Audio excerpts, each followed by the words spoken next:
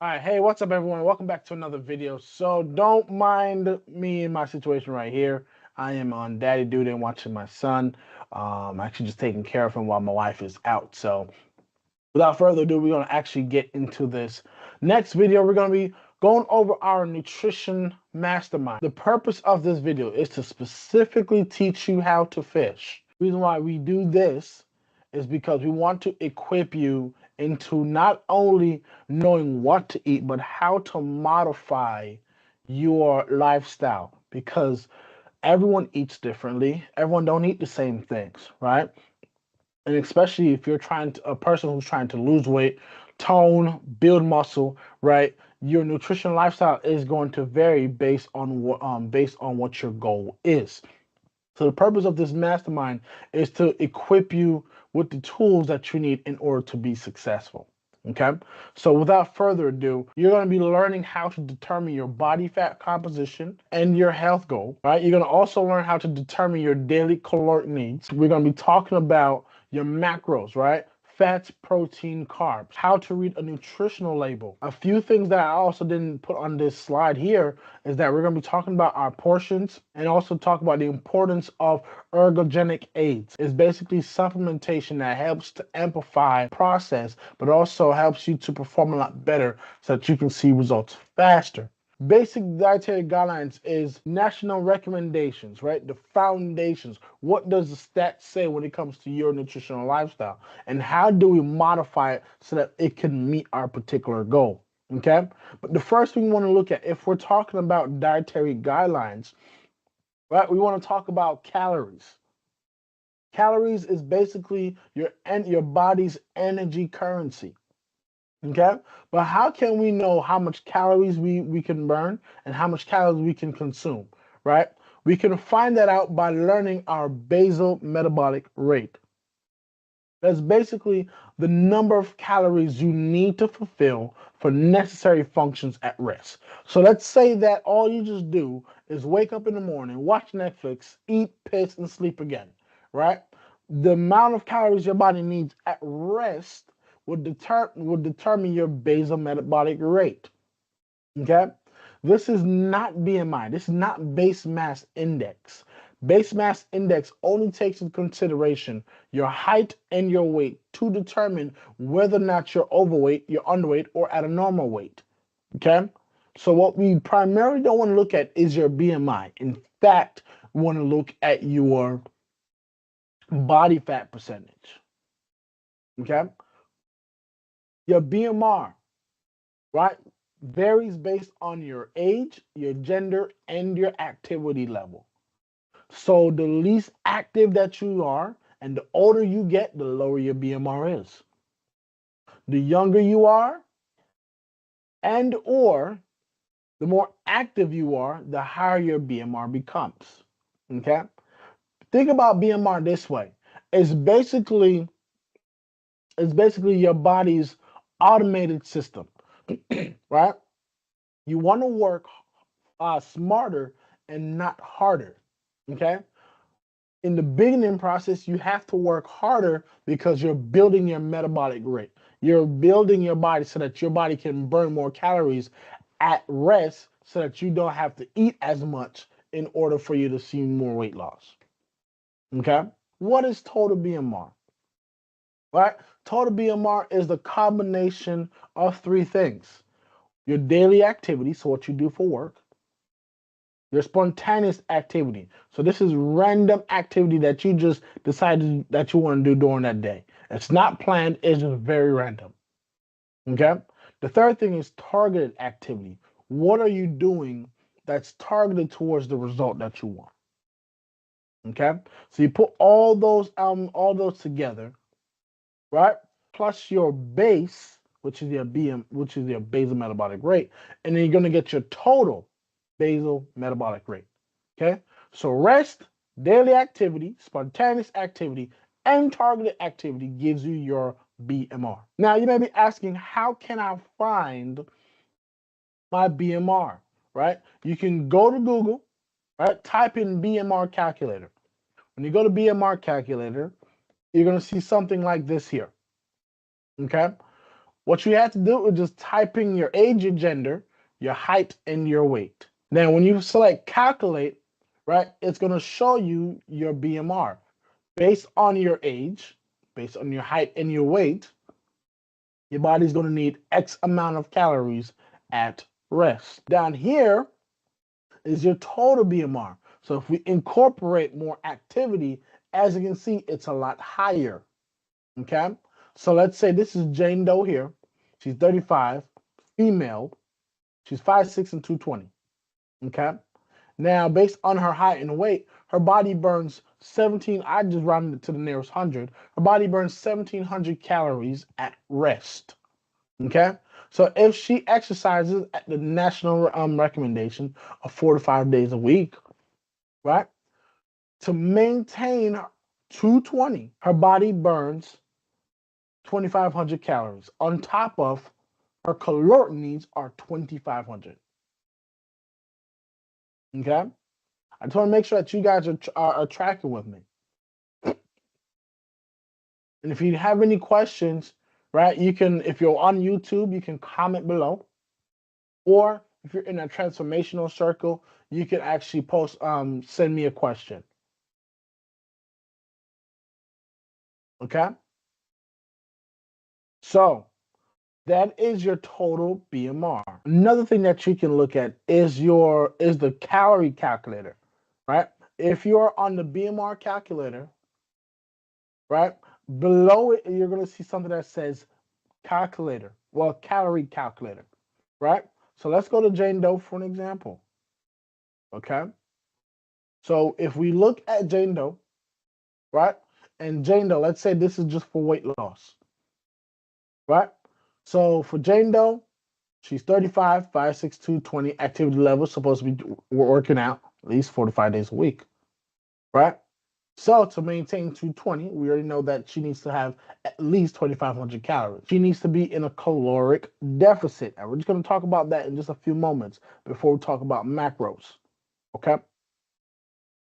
So in order for Jane Doe to lose weight, she needs to consume less calories than what her body burns each day. That means she needs to eat less than 2,500. Is that if her BMR is 1,700 calories, that means me as her coach, I'll give her a number anywhere between 1,500 and possibly about 1,900, given her current physique. Now, let's just put this into application, okay? I'm actually going to create this table here. We got calories in, and also we got calories out. So if we know by default, calories in equals calories going out, that means you're going to maintain. Calories going in is more than calories going out. That means you're going to gain weight. All right, one last thing. If calories going in is less than calories going out, that means you're going to do what? Lose weight. Okay, so keep that in mind. If Jane Doe is consuming 25 calories, 2,500, my bad. If Jane Doe is consuming 2,500 calories, right? And her body, by default right now, is burning 2,500 calories. That means the number of the scale is not going to move. She's not going to lose weight at all. In fact, she's going to stay at 220 pounds because she's meeting her caloric needs. Okay? Let's say that Jane Doe is consuming 3,000 and her body naturally burns 2,500 calories, right? That means she's going to continuously gain weight. She's going to start hitting 225, 230, 250, right? And it's important that you do your food diary so that you can know how to stay within your caloric limit. Okay? Third thing, let's say that she's consuming 1,800 calories, and by default, her body is burning still 2,500, right? What does that mean? She's going to lose weight. So now she's seeing 215, 210, right? 205, 200. Now she got the 200. She's now in 190s, feeling and looking her best and feeling her best. You have to make sure that you know what your caloric needs are, so that way you can continuously just see results. So now that we understand energy balance, okay, in calories, let's break it down into macros. Let's talk about protein. Okay, protein is the building blocks for your body. Okay, so if we look at your body as a car, protein basically helps to build the frame of the car. Okay, that's the materials needed to build the car. Okay, take note of this. Protein is 4 calories per gram. We just learned about calories. All right, so it is 4 calories per gram. Protein is also made up of amino acids. However, you want to be mindful of this, right? Too much protein will convert to sugar that results to body fat. So if your body's not using the protein that you're taking in, it's going to just resort that as fat. So you have to be mindful of how much protein you're taking in. Okay? Now here are some protein sources. Right? So you have eggs, poultry, seafood, legumes, chickpeas, lentils, nuts, grains, and seeds. So you have your animal-based protein in eggs, poultry, and seafood, or red meats, right? And then you also have your plant-based proteins, which are the beans, lentils, nuts, and seeds. Protein should be 20 to 30% off your daily caloric needs. So let's say that Jane Doe, right? Daily caloric needs is 1,800. In order to find out how many calories in protein that she needs or that you need, you have to multiply it by 20, any number between 20 and 30%. And that will give you the amount of calories you need in protein. Okay? If you want to find out how much grams of protein you need, right? What you have to do is to multiply 1,800 by your daily percentage rate for protein, which is any number between 20 and 30%, right? And then you have to divide that by 4. And once you divide that by 4, right, that will give you the amount of grams you need in protein. So let's say that your daily caloric needs is 1,800 if you're a female. Male, most likely your daily caloric needs might be somewhere between 21 and 2,400 calories if you're losing weight. Okay? So let's say that you want to find out how much grams in protein I need, or let's say how much calories in protein, right? So all you have to do is just multiply that by the amount of calorie, by the amount of the percentage of protein that your body needs to have per day. So any number between 20 and 30%, right? So let's say that I'm multiplying 1,800 by, let's say, 25. Let's just make that a happy medium. All right, so 1,800 multiplied by 25%. My caloric intake in protein is 450 calories. Okay? What if I need to know how much, what if I want to know, because you really don't need to know how much grams of protein you need. But let's say that just for ish and giggles, right? You want to know how much grams in protein you need. So what you will do is just divide the 450, divide that by 4, right? Because it's 4 calories per gram, right? That will now give you the amount of grams you need in protein, which is, we divided 450 by 4. That basically tells you you need 112.5 grams of protein each day. This is just for Jane Doe. So for Jane Doe, whose daily caloric limit has been set for 1,800 because she's losing weight, right? Multiplied by her daily caloric, her daily protein percentage, which is 25%, right? We picked 25% out of this number, okay? Which gives us 450 calories. That means if she's doing her food diary, her protein, her caloric intake in protein should be close to 450, okay?